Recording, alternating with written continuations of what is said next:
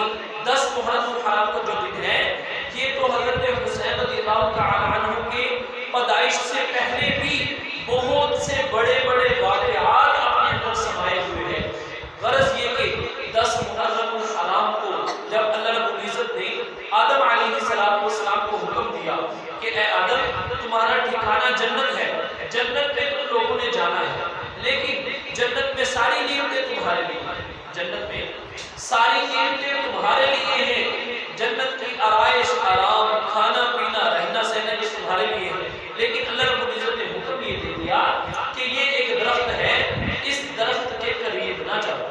یعنی اس درخت کے پھل کو نہ کھانا، یہ اللہ رب العزت کا حکم تھا۔ لیکن پھر کیا ہوا،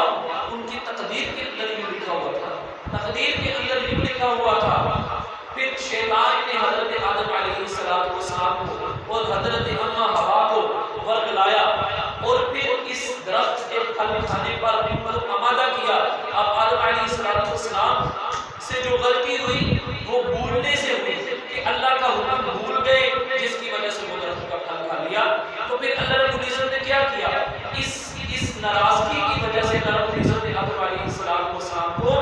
دنیا کے اندر اتار دیا اور کہا کہ جاؤ اس دنیا کے اندر جو ہے رہو، جو جنت میں دی تھی اس جنت کو اگر حاصل کرنا ہے تو اس دنیا کے اندر جا کر اس کے لیے کوشش کرو۔ جب آدم علیہ السلام کو دنیا کے اندر اتار دیا گیا، اب آدم علیہ السلام کو جب احساس ہوا کہ مجھ سے بہت بڑا اللہ رب العزت کا حکم چھوٹا ہے، تو آدم علیہ السلام نے کیا کیا کہ ہر وقت آدم علیہ السلام توبہ کی کیفیت میں،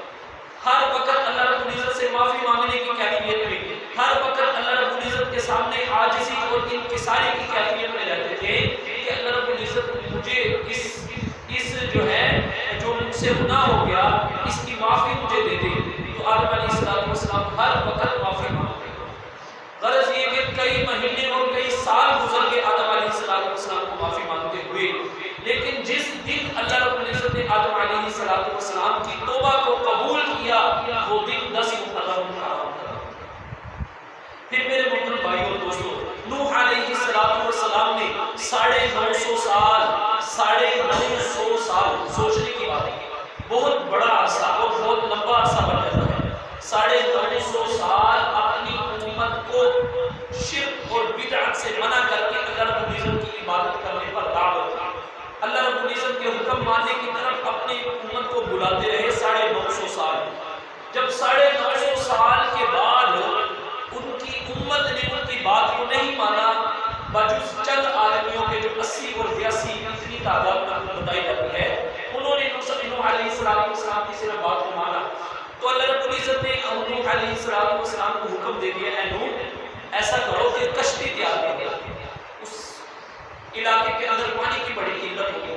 جب اللہ کا حکم آیا کشتی تیار کرو تو لوگ ہنسنے لگے کہ یہاں پانی پینے کو تو ملتا نہیں، انہوں نے کشتی کہاں چاہیے۔ غرض یہ کہ نوح علیہ السلام نے کشتی کو تیار کیا۔ جب اللہ رب العزت نے اپنے حکم سے پانی کا عذاب ان لوگوں پر بھیجنے کا فیصلہ کر لیا،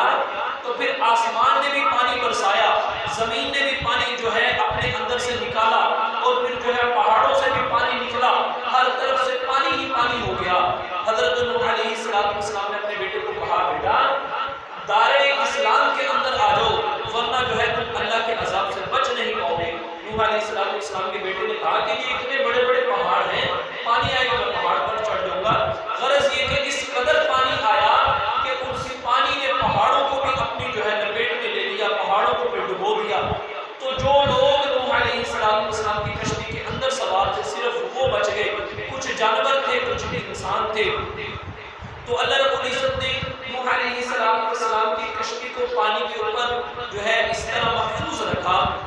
بتایا جاتا ہے، تاریخ کی کتابوں میں لکھا ہے کہ 6 مہینے نوح علیہ السلام کی کشتی پانی پر تیرتی رہی، ساری دنیا کے سارے لوگ ہلاک ہو گئے۔ اس لیے نوح علیہ السلام کو دنیا کا دوسرا باپ کہا جاتا ہے۔ پہلا باپ کو حضرت آدم علیہ السلام کو کہا جاتا ہے، دوسرا باپ حضرت نوح علیہ السلام کو کہا جاتا ہے۔ کیوں کہ جو بندے اور جو لوگ کشتی میں سوار تھے، اس کے علاوہ اس وقت پوری دنیا کے سارے جانور، سارے انسان، ساری ساری مخلوق اللہ رب العزت نے ہلاک کر دی۔ پھر اس کے بعد نوح علیہ السلام جو کشتی کے اندر سوار تھے جو لوگ کشتی کے اندر سوار تھے ان لوگوں کے سے بھی جو ہے اللہ رب العزت نے انسان کی نسل کو نہیں چلایا، صرف نوح علیہ السلام کی اولاد اس کے بعد ہوئی، اس اولاد سے پھر اللہ رب العزت نے پوری دنیا کے سارے انسانوں کو جو ہے چاروں طرف جو ہے پھیلا دیا۔ تو میرے محترم بھائیوں اور دوستوں، جب 6 مہینے پانی کے اوپر کشتی تیرتی رہی تو جب اللہ رب العزت نے نوح علیہ السلام کی کشتی کو ٹھکانہ دیا جودی پہاڑ کے اوپر، جس دن ٹھکانہ دیا اس دن 10 محرم الحرام کا دن، تو اس لحاظ سے 10 محرم الحرام کا دن بہت فضیلت رکھتا ہے۔ اور پھر اسی طرح موسیٰ علیہ السلام کو اللہ رب العزت نے بنی اسرائیل کی طرف بھیجا اور کہا کہ یہ لوگ فرعون کی غلامی بھی کرتے ہیں اور فرعون کا ظلم اور اس کا جبر بھی برداشت کرتے ہیں، ان لوگوں کو سمجھاؤ۔ موسیٰ علیہ السلام نے ان کو اللہ رب العزت کی طرف بلایا، جبکہ ان کی بات سمجھ میں آ گئی وہ سارے کے سارے لوگ مسلمان ہو گئے، تو اللہ رب العزت نے پھر موسیٰ علیہ السلام کو یہ حکم دیا کہ جو لوگ مسلمان ہو چکے ہیں ان لوگوں کو لے کر جو ہے یہ فرعون کے شہر سے نکل جاؤ، کہیں دور چلے جاؤ۔ جب موسیٰ علیہ السلام نے اپنے ساتھیوں کو یعنی اپنی امت کو لے کر فرعون کے شہر سے نکلے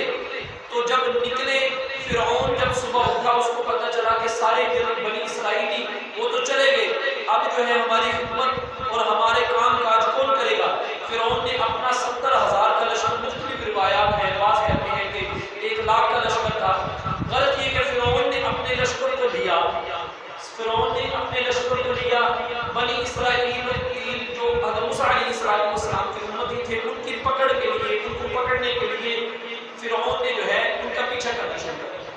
اب وہ لوگ موسیٰ علیہ السلام کے ساتھ آگے جا رہے ہیں، پیچھے سے فرعون کے لشکر آ رہے ہیں، آگے آ گیا دریا، اب آگے دریا آ گیا، پیچھے فرعونی لشکر آ گیا، تو موسیٰ علیہ السلام کو امت والوں نے کہا کہ اے اللہ کے نبی اب تو جو ہے ہم پکڑے جائیں گے۔ تو موسیٰ علیہ السلام نے کہا لا تحزن ان اللہ معنا، کہ تم لوگ غم نہ کرو، تم فکر مند نہ ہو، تم پریشان نہ ہو، میرا اللہ میرے ساتھ ہے۔ تو پھر اللہ رب العزت نے کیا حکم دیا موسیٰ علیہ السلام کو کہ اس دریا کے پانی کے اوپر جو تمہارا عصا ہے، جو تمہارا ڈنڈا ہے، اس کو پھینک دو۔ موسیٰ علیہ السلام نے اس ڈنڈے کو، اس عصے کو، لاٹھی کو دریا کے اندر ڈال دیا۔ اللہ رب العزت کے حکم سے اس دریا کے اندر 12 راستے بن گئے، 12 پل اس دریا کے اوپر بن گئے۔ موسیٰ علیہ السلام کی جو لشکر تھا، امت تھی، ساری کی ساری گزر گئی۔ جب سارے فرعونی ان پلوں کے اوپر آئے تو اللہ رب العزت نے پانی کو دوبارہ حکم دے دیا اپنی اصلی حالت میں آ جائے، تو اس پانی کی اصلی حالت میں آنے کی وجہ سے، پل کے ختم ہونے کی وجہ سے سارے کے سارے فرعونی ہلاک ہو گئے۔ تو جس دن اللہ رب العزت نے بنی اسرائیل کو یعنی موسیٰ علیہ السلام کی قوم کو فرعون سے نجات عطا فرمائی، وہ دن بھی 10 محرم الحرام، وہ دن بھی 10 محرم الحرام کا دن تھا۔ اور پھر جس دن اللہ رب العزت نے یونس علیہ السلام کو مچھلی کے پیٹ سے نجات عطا فرمائی، اب یونس علیہ السلام ایک قوم کی طرف نبی بنا کر بھیجے گئے، ایک قوم کی طرف نبی بنا کر بھیجے گئے، انہوں نے اپنی قوم کو بڑا سمجھایا۔ جب قوم نہیں سمجھی تو اللہ رب العزت سے دعا کی، اللہ یہ ہماری بات کو نہیں مانتے۔ اللہ رب العزت نے کہا کہ 3 دن کے بعد ان پر عذاب آئے گا، 3 دن کے بعد ان پر عذاب آ جائے گا۔ اللہ رب العزت نے حکم یہ دیا کہ 3 دن کے بعد عذاب آئے گا، لیکن اللہ نے حضرت یونس علیہ السلام کو اس بستی سے نکلنے کا حکم نہیں دیا۔ اب یونس علیہ السلام نے اپنی مرضی سے یہ اپنے دل میں خیال کیا کہ ان کے اوپر تو آ رہا تھا عذاب، تو میں اللہ جو ہے اس بستی سے نکل جاتا ہوں۔ جب یونس علیہ السلام اس بستی وہاں سے نکل گئے تو راستے میں ایک جو ہے دریا تھا، اس دریا کے کشتی پر بیٹھ کر اس دریا سے پار ہوئے۔ جب کشتی پر بیٹھے تو کشتی جو ہے اس دریا کے اندر طوفان آیا تو کشتی جو ہے ہلنا شروع ہوئی۔ اس کشتی کے اندر ایک اللہ والے بھی بیٹھے تھے، انہوں نے کہا کہ یہ کشتی جو ہے اس